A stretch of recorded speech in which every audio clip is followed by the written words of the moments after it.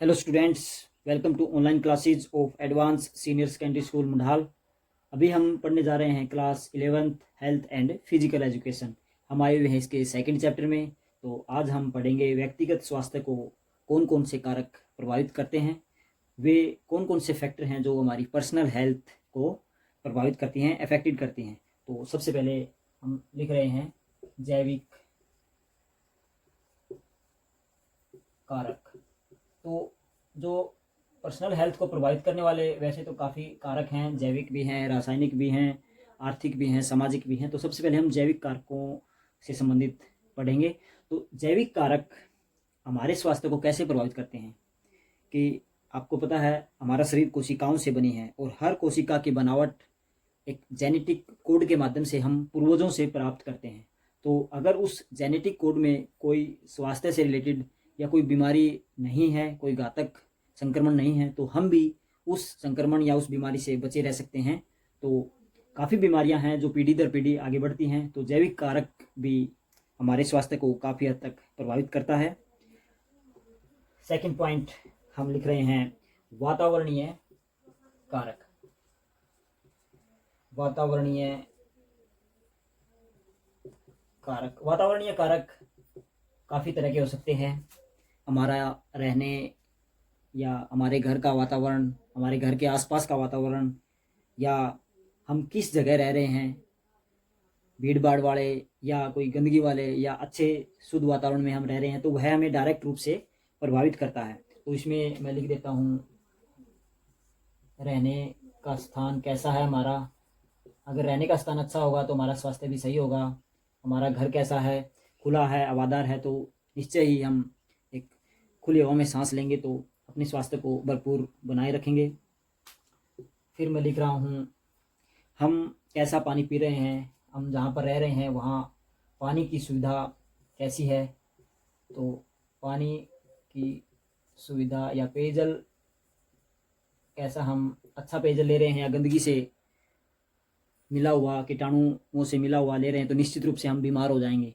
तो यह भी एक वातावरणीय कारक है। इसके अलावा भी चिकित्सा संबंधी सुविधाएं हमारे पास हैं या नहीं, तो यह भी एक, अगर हम ऐसी जगह पर रह रहे हैं जहाँ कोई भी चिकित्सा सुविधा नहीं है, तो वह हमें एक स्वास्थ्य की दृष्टि से बहुत ही नुकसान पहुंचा सकती है। या चिकित्सा की सुविधा दूर है, हमारे आसपास नहीं है, तो वह भी एक हमारी प्रॉब्लम खड़ी कर सकती है। आगे बढ़ते हैं। तीसरा कारण मैं लिख रहा हूँ सामाजिक कारक।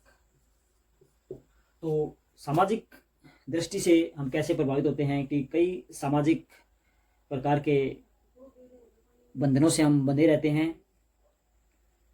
हमारा दिनचर्या धर्मों से संबंधित है। अगर हम सही दिशा में अच्छे तरह से अगर हम उनको निभाते हैं तो निश्चय ही हमारा स्वास्थ्य सही होगा। मगर कई बार हम बाहरी लोगों के बहकावे में आकर अपने आप को मुसीबत में डाल लेते हैं, बाह्य आडंबरों में पड़ जाते हैं, टूने टोटकों में पड़ जाते हैं। या कई बार सुना भी होगा आपने, सांप काट लेता है मगर कई लोग डॉक्टर को नहीं दिखाते, वो किसी झाड़ फूंक वाले व्यक्ति के पास ले जाते हैं। तो वह भी एक गलत दृष्टि है। सामाजिक रूप से हम गलत दिशा में जा रहे हैं। तो किसी भी रूप में हमें सामाजिक दृष्टि से अपने स्वास्थ्य को नहीं तोड़ना चाहिए। अपने स्वास्थ्य की रक्षा पहले है, क्योंकि स्वास्थ्य नहीं रहा तो फिर बाकी के बंधनों का क्या फ़ायदा। तो ये भी एक कारक है। नंबर 4 आर्थिक कारक।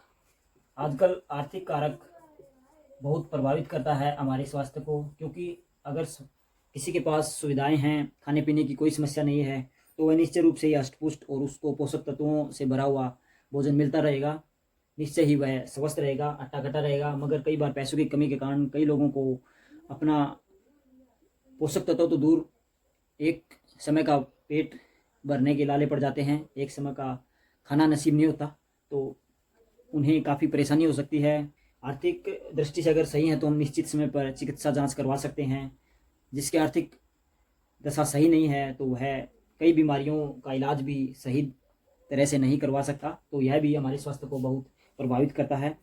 5वां पॉइंट लिख रहे हैं व्यक्तिगत कारक। तो व्यक्तिगत कारक यह एक बहुत ही बड़े दायरे में है। व्यक्तिगत कारक अलग अलग हो सकते हैं, इसमें काफ़ी चीज़ें आ जाती हैं। हमारी आदतें, हम कैसा जीवन यापन कर रहे हैं, हमारी जीवन के प्रति दृष्टि क्या है, हम किस जगह रह रहे हैं, कैसा खाना खा रहे हैं, कब नींद ले रहे हैं, कब आराम कर रहे हैं, कब एक्सरसाइज कर रहे हैं, तो ये सब बातें हमारे स्वास्थ्य को काफ़ी प्रभावित करती है। तो मैं कुछ बातें यहाँ पर लिख देता हूँ व्यक्तिगत कारक से संबंधित जो हैं। तो यहाँ पर लिखेंगे हम फर्स्ट पॉइंट, इसको ऐसे लिख लेते हैं।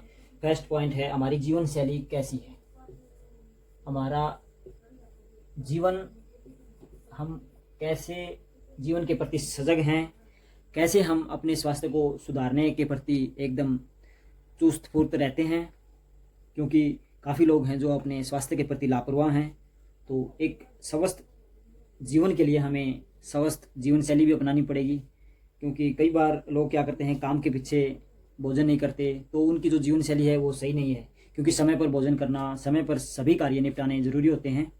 तो सब एक प्रकार से शुद्ध जीवन शैली हमें अपनानी चाहिए अगर हमें स्वस्थ रहना है तो।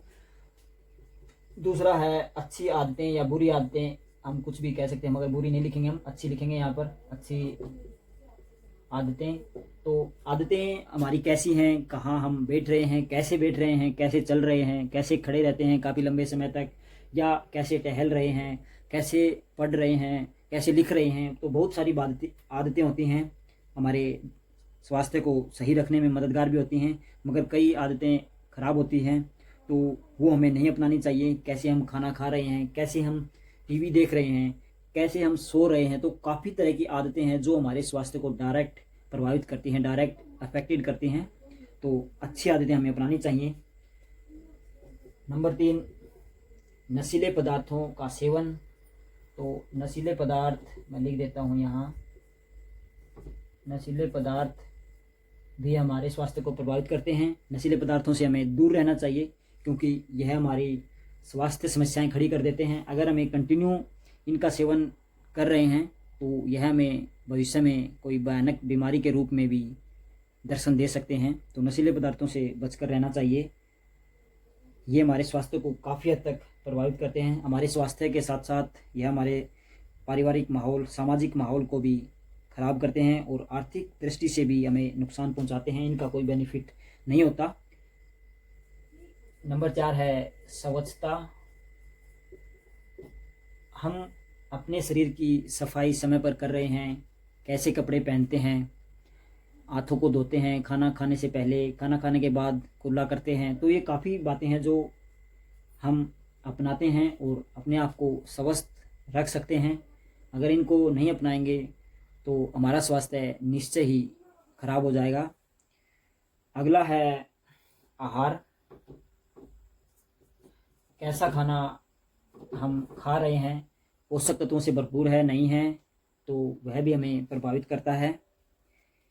फिर है व्यायाम।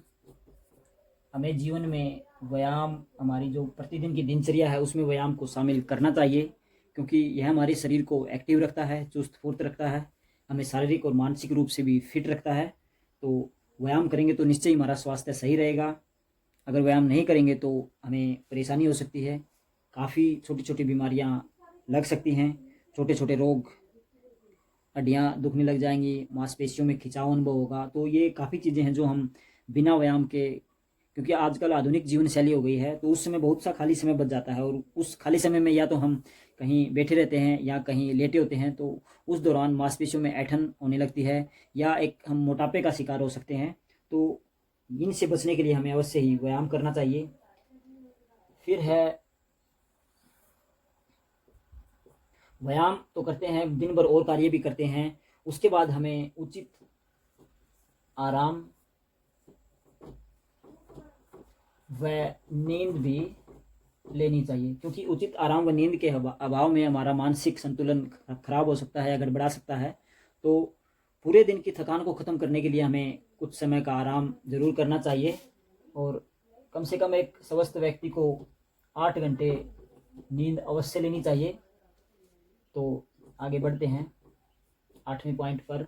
यह है हमारा मानसिक जो सोचने का ढंग है वो सही रखना चाहिए।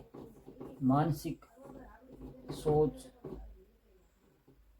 क्योंकि हमारे शरीर का पूरा कंट्रोल हमारे दिमाग से होता है। जैसा हम सोचते हैं वैसा ही करते भी हैं। अच्छा सोचेंगे तो उसका अच्छा इफेक्ट पड़ेगा, बुरा सोचेंगे तो वह हमारे लिए घातक हो सकता है, हमारे आसपास जो हमारे साथ रह रहे हैं उनके लिए भी घातक हो सकता है।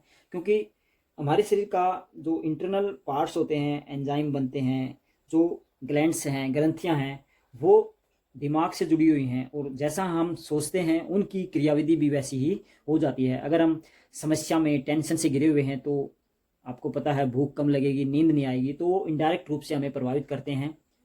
अगर हम किसी टेंशन में या सोच के साथ खाना भी खा रहे हैं तो भी हमें भूख अच्छे से नहीं लगेगी। अगर हम एक खुशहाल जीवन के साथ चल रहे हैं, खुशी के साथ आपस में घर वालों के साथ भी हंसी खुशी समय व्यतीत कर रहे हैं, तो उस दौरान हमें अच्छे अच्छे से नींद आएगी और अच्छे से हमें भूख भी लगेगी।